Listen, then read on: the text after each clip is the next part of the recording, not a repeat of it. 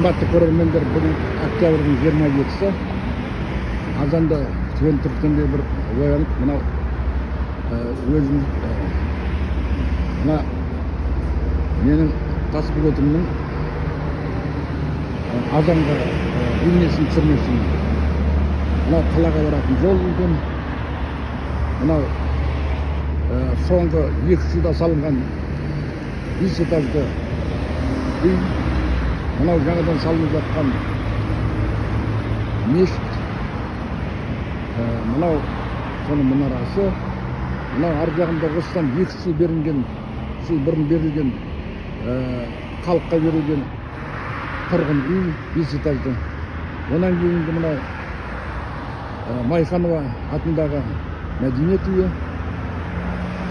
Мынау осы көшенің бойы, ұзына бойы жалғасқан күре жол болып есебінде. Тасбөгеттің күре жолы. Осы азаннан бастап осындай елдің қамысын жан жаққа тарап жатады осы үлкен күре жолменен. Ал енді мен бір себеппенен келіп едім.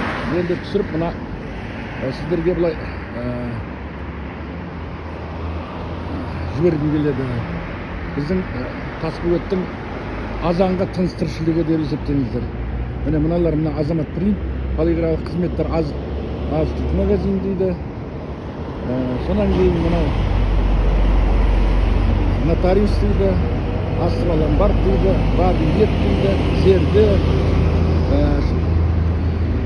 азанғы тағам сататын жерлер. Енді несін айтасың, мұның бәрі енді біздің Тасбөгет қарыштап өсіп келеді. Қымбатты көрермендер, осымен түсірілімді аяқтаймын. Сау болыңыздар.